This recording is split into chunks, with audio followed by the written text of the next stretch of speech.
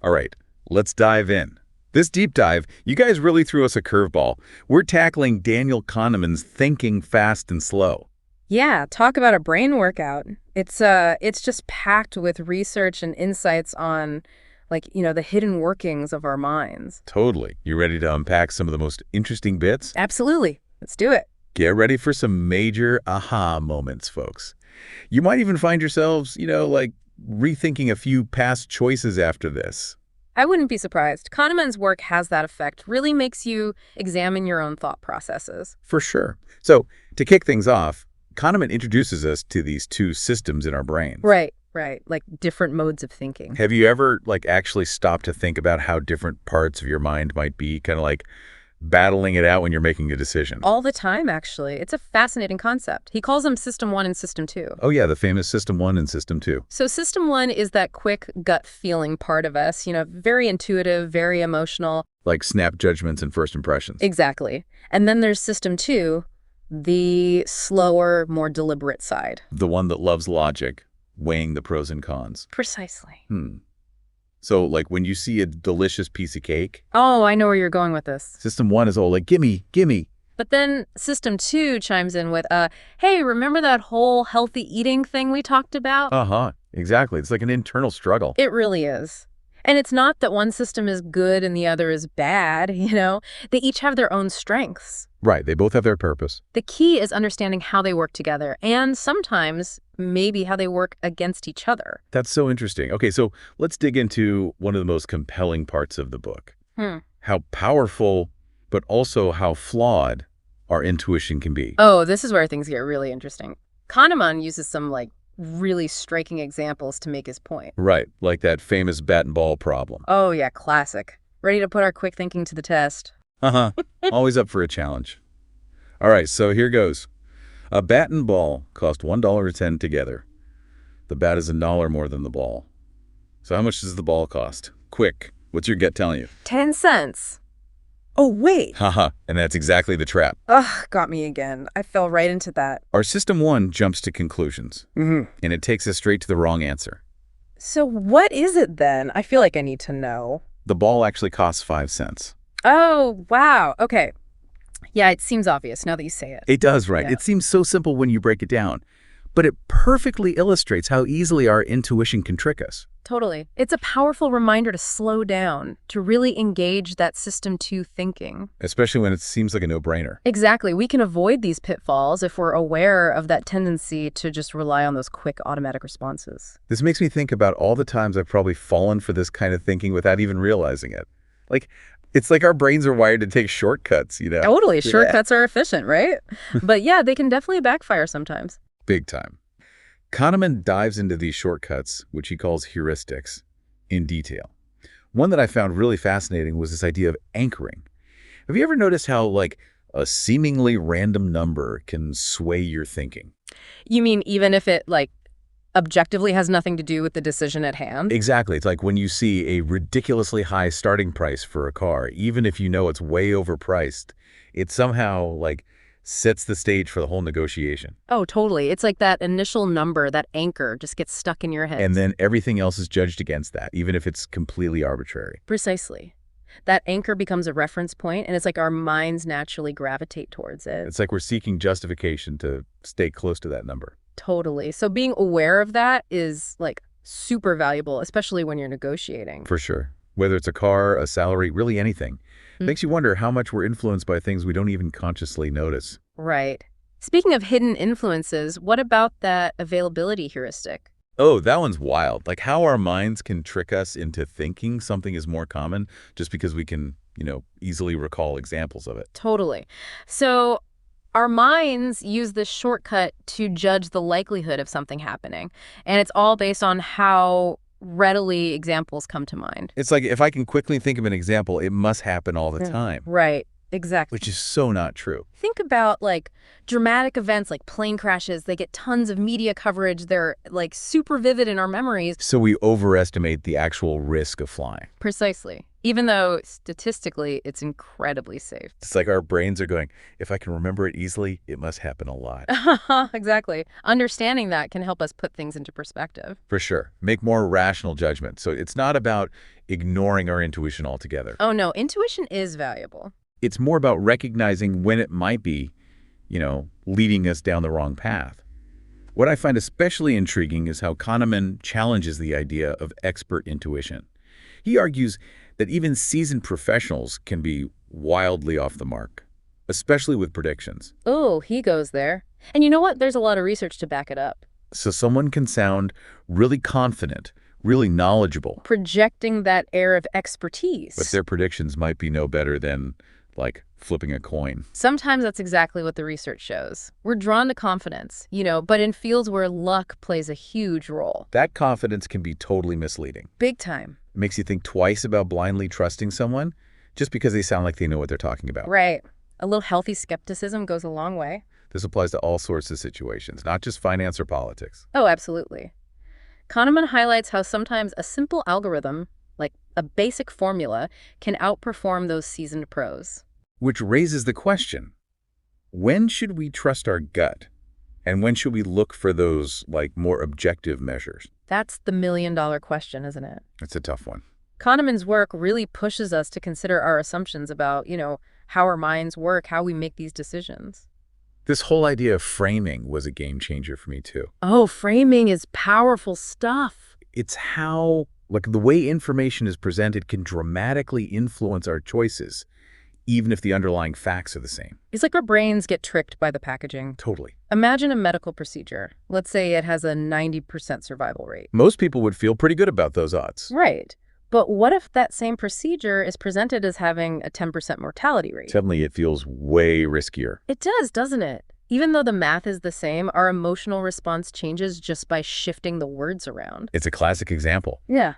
But it highlights how easily our emotional responses are swayed. Totally. And this has huge implications for how we communicate information, especially about important decisions. It makes you wonder how much of our decision-making is really driven by logic, and how much is by these subtle, often unconscious factors. Right. It's like we're not always as in control as we think we are.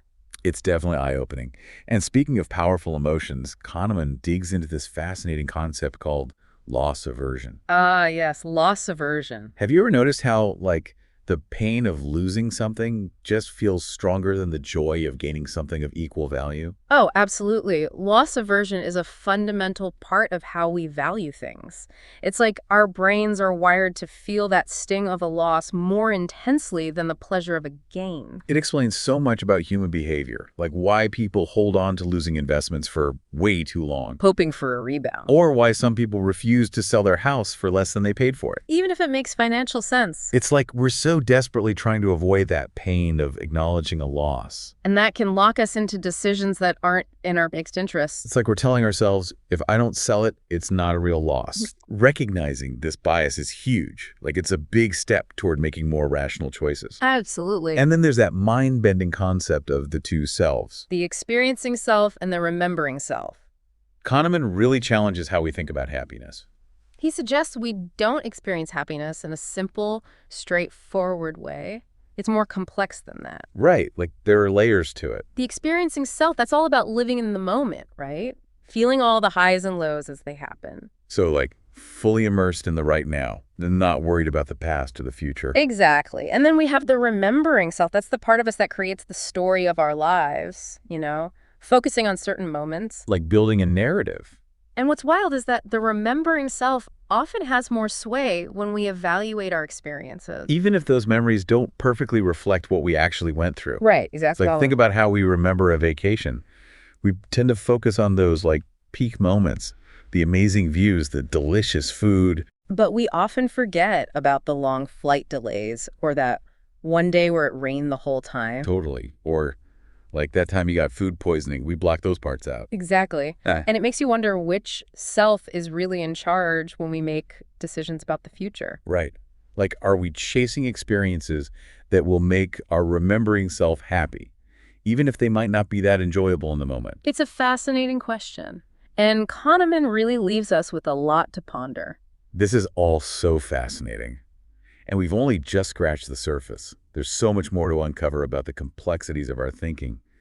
Stay tuned as we continue our deep dive into thinking fast and slow. Welcome back. I can't believe how much we've already talked about. I know, right? We still got so much to cover. We've barely scratched the surface of thinking fast and slow. Hmm. But I'm really starting to see how these concepts play out in everyday life. That's what makes Kahneman's work so powerful. It gives us a framework for really understanding our own minds. And the minds of others. One concept that really stuck with me was that whole idea of what you see is all there is. Oh, yes.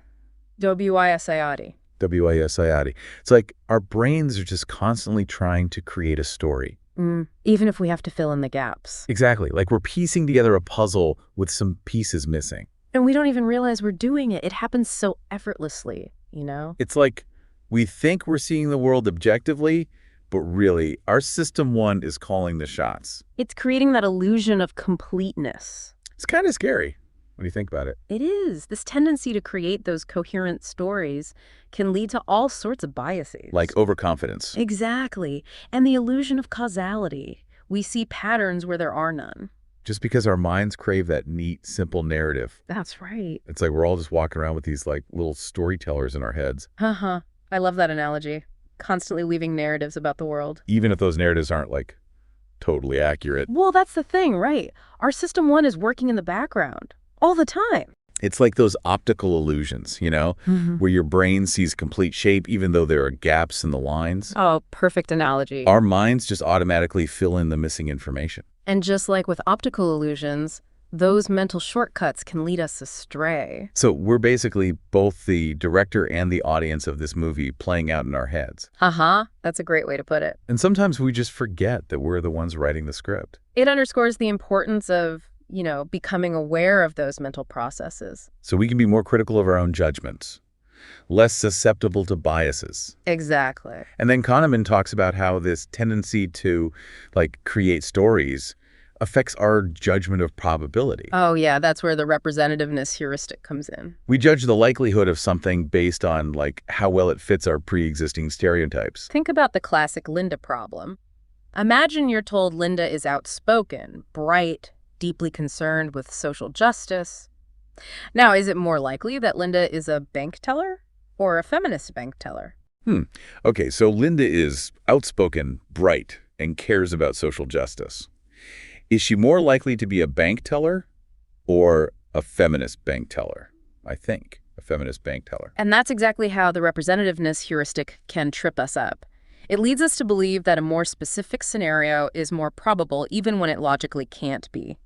Statistically, it's always more likely that she's simply a bank teller, regardless of her other characteristics. Oh, wow. Yeah, because a feminist bank teller is still a bank teller. Exactly. It's like our minds are so eager to latch onto a good story, a stereotype that fits, and we just kind of overlook basic logic. That's the conjunction fallacy in action, and it highlights how powerful those pre-existing beliefs can be. Leading us to make judgments that, totally defy rational thinking. It makes me wonder how many times I've, misjudged someone or a situation based on stereotypes or assumptions. It's something we all do, but becoming aware of that tendency is a big step toward being more objective. And fair. Absolutely. And Kahneman talks about the importance of considering the base rate, too. It's like the underlying probability of something happening. Right, regardless of any other information we might have. It's like we need to zoom out and see the bigger picture. We get so caught up in that compelling narrative, Totally.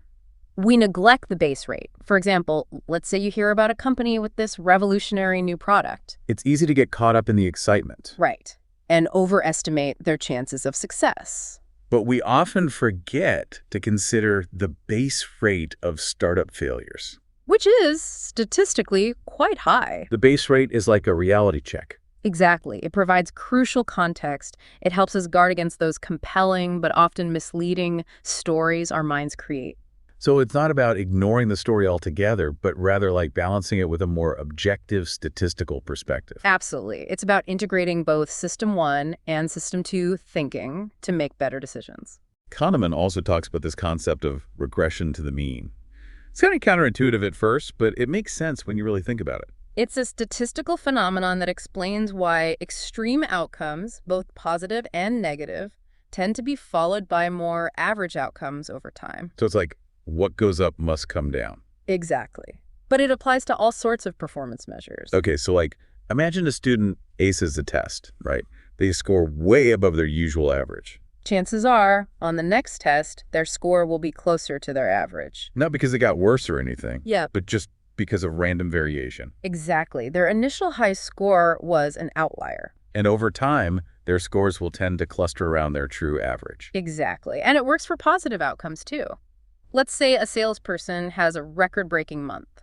They probably won't be able to replicate that every month. Right. It's likely their sales will regress back toward their average. Not because they've suddenly lost their touch, but because that initial success was probably influenced by some luck or timing or other factors. It's not necessarily about them getting better or worse. It's just statistics at play. Exactly. This is a really important concept to understand. Especially when we're trying to, like, evaluate performance or make sense of trends. It reminds us that random variation plays a role in a lot of outcomes. So we don't necessarily need to find a specific cause for every change. Sometimes it's just part of a natural fluctuation. It's almost like we're programmed to, like, seek explanations, Yeah.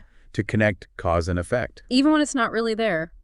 Our minds are pattern-seeking machines. It's like we just have to make sense of the world. Right, but understanding regression to the mean helps us to avoid jumping to those conclusions. And Kahneman also talks about how this applies to experts, too. He says that their intuition is often unreliable, even in their own areas of expertise. It's fascinating, right? Even those who have dedicated their lives to studying a particular field, they can still fall prey to the same cognitive biases. So even with all that knowledge and experience, they're not immune to, like, the allure of a good story. Not at all. They might be more skilled in their area, but they're still human. And sometimes a simple algorithm can outperform even the most seasoned expert. Especially in fields that are really unpredictable. Exactly. It's a humbling thought, isn't it? It is. It makes you realize that even the smartest people can be fooled by their own thinking. But it's also kind of liberating, right? What do you mean? It means that we can all learn to make better decisions. By understanding those biases, we can work to de-bias ourselves. And make more informed choices. It's like leveling the playing field. Exactly. Recognizing that we all have these mental quirks. Kahneman also gives us some practical advice. Like, he talks about the importance of considering the outside view. Especially when we're planning. Have you ever noticed how we underestimate the time and resources it takes to get things done? Oh my gosh, all the time. It's like I always think everything's going to go perfectly according to plan. That's the planning fallacy in action. We focus on our own specific plan and neglect the base rate of similar projects. We forget to look at, like, how long similar projects have taken other people. Exactly. And how many unexpected challenges they ran into. We get tunnel vision. It's like we're wearing blinders. We need to zoom out, adopt that outside view. Consider the big picture. It's like getting advice from someone who's been there, done that. It's a powerful tool for combating that optimism bias. And for setting ourselves up for success. Loss aversion plays out in financial decision-making, too. Oh, yeah. He calls that the disposition effect. It explains why we tend to sell winning investments too early and hold on to losing investments for way too long. Oof. It's like we're more motivated to avoid pain than to maximize gains. That's exactly it. It's like we're telling ourselves, if I don't sell it, it's not a real loss. Right.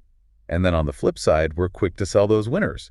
We want to lock in those good feelings. And avoid that potential pain of seeing them disappear. It's like we're chasing comfort rather than making strategic decisions. It makes you wonder how much of our financial behavior is actually driven by logic. Right. Versus fear and emotion. He also introduces that concept of mental accounting, which is super interesting. It's how we, like, categorize our money, even though it's all the same in the end. We create these mental compartments. Even though it all comes from the same place and can be used for the same things. It's like if I use my credit card, it's not really spending money. Exactly. Or I won this money gambling, so it's okay to spend it all. Even though it's all just money. It's like we assign different values to it based on where it came from. And it can lead to all sorts of irrational behavior. Like overspending, getting into debt. Making financial choices that aren't in our best interest, recognizing this tendency is so important. For sure. Another powerful emotion Kahneman explores is regret. Oh, regret is a tough one. He suggests it can influence our decisions in surprising ways. It can make us more risk-averse. Totally. Like we're so afraid of making a mistake that we don't even try. Regret can really haunt us. It's like we're paralyzed by the fear of, like, what if this goes wrong? What if I regret this later? It's a common human experience, but Kahneman encourages us to recognize how limiting it can be. So it's about finding that balance between cautiousness and boldness, right? Exactly. And recognizing that some level of regret is just inevitable in life. He also talks about the affect heuristic. It's like how our emotional responses influence our judgments of risk and benefit. Oh, yeah. That's another example of how System 1 can lead us astray. It's like our feelings become shortcuts for making complex decisions. So if we have a positive feeling about something, we're more likely to focus on the benefits and downplay the risks. And if we have a negative feeling, we do the opposite. We overestimate the risks and overlook the potential benefits. Exactly. Our emotions are filtering how we see the world. Which is crazy, because it affects everything. From the products we buy, to the people we trust, to the politicians we vote for. It's amazing how much power our emotions have over our decisions. It's a reminder to be mindful of those feelings, especially when you're making important choices. It's like we need to check in with ourselves and ask, am I being swayed by how I feel right now? Exactly. Kahneman even gets into the psychology of charitable giving, which I thought was super interesting. It's like our decisions about donating aren't always driven by logic. Often it's more about emotional appeals. So, like, a heartbreaking story about one person in need might be more effective at getting donations than a statistic about thousands of people facing a similar problem. It's the power of storytelling. Our System 1 is more responsive to those vivid, personal narratives. We connect with stories on an emotional level. It's like we need to feel something to be motivated to give. It's not just about logic. Exactly. It's about empathy, compassion. It's about connecting with that human element. Framing is important too, right? No, absolutely. Even subtle changes in wording can have a huge impact on people's willingness to donate. Like framing a cause in terms of saving lives versus preventing deaths. People are more likely to donate when the emphasis is on saving lives. It's another example of how sensitive our emotional responses are to the way information is presented. It's a reminder to be critical consumers of information, even when it comes to charitable appeals.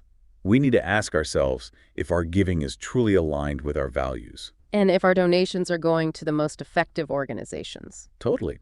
Kahneman also talks about how framing affects our perceptions of fairness. Especially in business transactions, we have this innate sense of what's fair. We want to punish those who violate those norms. Even if it costs us. So, like, we might boycott a company even if their products are cheaper. If we perceive them as being unethical or unfair. Exactly. Yeah. Our sense of fairness trumps our own economic self-interest. It's a reminder that our decisions are driven by more than just logic and, cold calculations. We also care about values, principles, what we think is right. And that has huge implications for how businesses operate. It's not enough to just offer a good product or service anymore. Companies also need to build a reputation for fairness and ethical behavior. It's like a compelling argument for doing the right thing. Not just because it's ethical, but because it makes good business sense too. It builds trust, loyalty, and that positive reputation can be so valuable. Absolutely. It's amazing how Kahneman ties all these concepts together, from heuristics and biases to fairness and philanthropy. It's the scope of his work that's so impressive.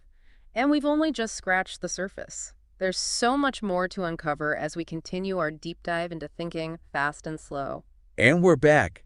It's wild to think how much ground we've covered already in this deep dive. I know, right? It really makes you appreciate the complexity of our own minds. And Kahneman really doesn't shy away from diving deep, like that whole discussion about our experiencing self versus our remembering self. Oh yeah, that's a big one. Makes you think about how we actually evaluate our lives. It really challenges how we make decisions about the future too. Which self is really in control. Right. It's like we have these two advisors in our heads, and they don't always agree. It's a constant tug of war. The experiencing self is all about living in the moment, right? Totally present. But the remembering self is the storyteller, shaping how we view those experiences over time. And it's funny because that remembering self often has more influence on our decisions, even though it's relying on, a pretty biased record of what actually happened. It's true. It's like when you look back on a vacation and only remember the highlights. The amazing food, the beautiful scenery. But you totally forget about the flight delays, the sunburn, that weird stomach bug you got on the second day. Exactly. We tend to remember those peaks and endings much more vividly than everything in between. It's what Kahneman calls the peak end rule. And it explains why our memories are often, well, let's just say, not the most reliable. It's kind of unsettling to think our memories can be so distorted. It is. But, understanding this can be pretty powerful. In what way? Well, it allows us to be more mindful of how we evaluate our experiences. Maybe appreciate those smaller, everyday moments of joy a bit more. The stuff that doesn't always make it into the highlight reel. I remember reading about that study with the ice water. Oh, yeah, the one where they had people submerge their hands in ice water and rate their pain levels. Yeah, and those who endured a slightly longer trial, but where the water was a tiny bit less cold at the end, actually rated their experience as less painful overall. Even though they experience more total pain, it perfectly illustrates the peak end rule in action. It's crazy.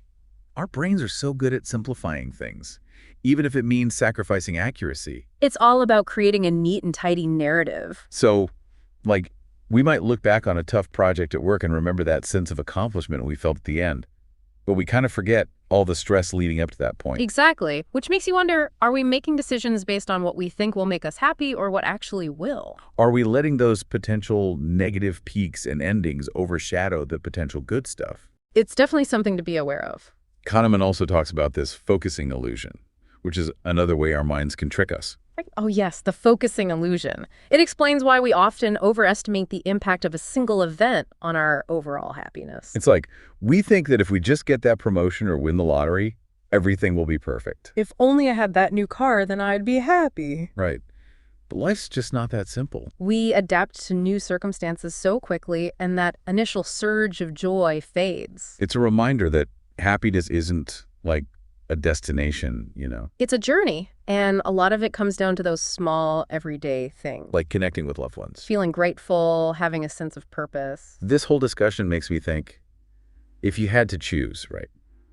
Reliving a past experience exactly as it happened, or reliving it based on your memory, like the biased, edited version. Ooh, that's a tough one. Which would you pick? Kahneman's research suggests most of us would actually prefer to relive the memory, even if it's not entirely accurate. So we're choosing the highlight reel over the raw footage. It shows you how powerful those stories we tell ourselves can be. Our minds really do love a good narrative, even if it's not the whole truth. It's a lot to think about. But hey, that's what Kahneman does. He really pushes us to examine how our minds work. And it's not all just theoretical, right? His work has real-world implications too. Oh, absolutely. He talks about public policy a lot. How policies should be designed with an understanding of how people actually think and behave, not just assuming they're perfectly rational all the time. He has this idea called libertarian paternalism. It's about, nudging people towards making better decisions. Without restricting their freedom. Right. So, placing healthy food at eye level in a cafeteria. Making the default option on a retirement savings plan to automatically enroll. Little things that can make a big difference. It's amazing how small changes can really influence behavior. It's all about understanding the psychology behind our choices. Well, that about wraps up our deep dive into thinking fast and slow. What a journey. It really has been. I feel like I have a whole new perspective on how my mind works and how susceptible we all are to these biases. We all have them. The important thing is to be aware of them. And to use that knowledge to make better choices. Exactly. Yeah. It's about harnessing the power of our minds, both the strengths and the weaknesses, to create a better world for ourselves and others. Thanks for joining us on this deep dive, everyone. I hope you learned as much as we did. Did you get any of that?